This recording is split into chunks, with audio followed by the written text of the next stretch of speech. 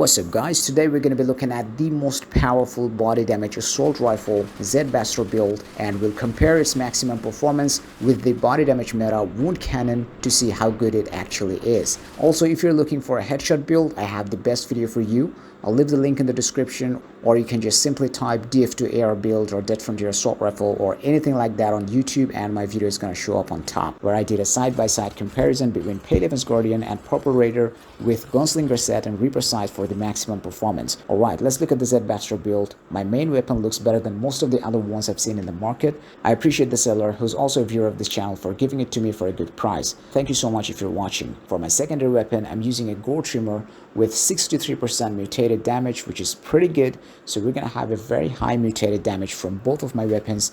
I'm also using a maxed out body damage fright mask and Fat Man's mittens, as this is the only setup for your head and hand items to reach maximum DPS with this weapon. However, I'm also showing you the items I use for a high ammo capacity build for one clipping any boss. Instead of going pure body damage, I'd highly recommend having some headshot damage with your build. It's gonna come in handy versus optic bosses and reapers. Besides, all the guns in this game have higher headshot damage by default, except for the auto shotgun and the old ways pistol. By the way, I have a crazy build video on the old ways. Check that out if you're interested in a body damage pistol build. It's absolutely insane. Alright, as for the feet items, I could have more mobility with the trainer, but I'm using the boots for the high walk speed.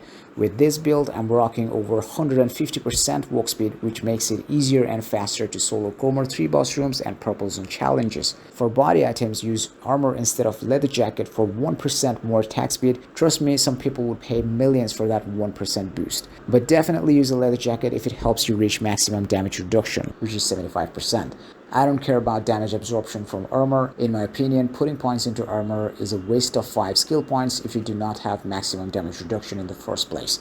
With other skills being revamped, I'd rather take kickboxing, fast learner, or even lockpicking as a non-gold member player if I have the extra points to spare. Now this is important. For the stats on your body item, besides getting health, damage reduction, and inventory, prioritize having stun threshold. It's very important for a build like this where you're using fright mask or static with health bonus. Keep in mind you only need 30% stun threshold with any of your gears to reach 7% threshold in your stats, which is going to prevent you from staggering or flinching from zombie attacks, provided you have maximum damage reduction and enough health. It's gonna make the game feel a lot easier. If you're not utilizing stun threshold, you don't know what you're missing out, my friend. After threshold, you can prioritize stun recovery. As for the skills, this is a hybrid character for testing builds, but ideally your skill setup should look like this. I'm going to talk about DPS and other aspects later while using the same gears with Wound Cannon and Flowing Rabbit for comparison. Now let's take it for a spin.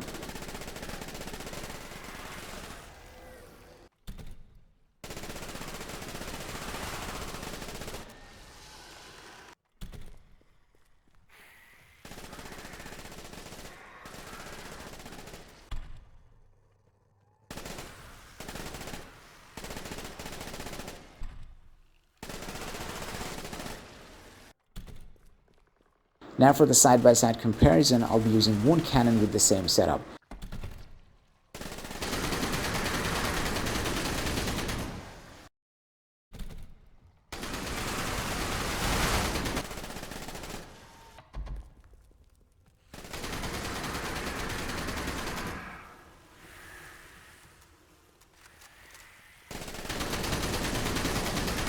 I'm gonna give you my honest opinion on this while announcing the winners of the last cash giveaway, and I'll be starting a new credit giveaway today. First, let's talk about DPS. With this build, the Z-Bastr has 900 DPS for body damage, which is awesome, and 1321 DPS for headshot damage. This is why I stressed on having some headshot damage on your build too. This Flowing Rabbit on the same setup has 902 DPS for body damage, which is slightly higher than the Z-Bastr, but if you look at the pros and cons, Flowing Rabbit has a bigger magazine size, but sustaining the body SMG build will be very expensive. Also keep in mind it's a limited event weapon.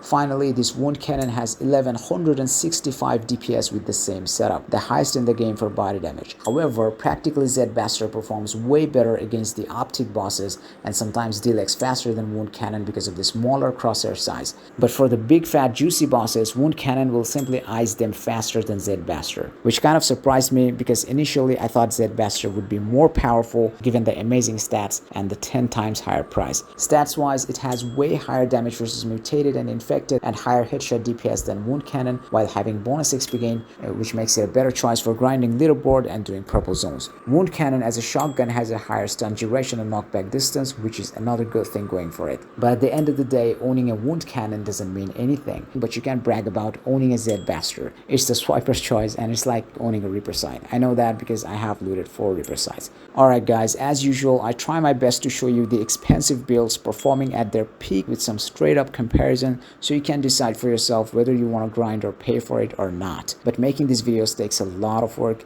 so if you want to show some support, leave a like on the video and subscribe to help our channel grow. That's it for today. Thanks for watching folks. See you on the next one.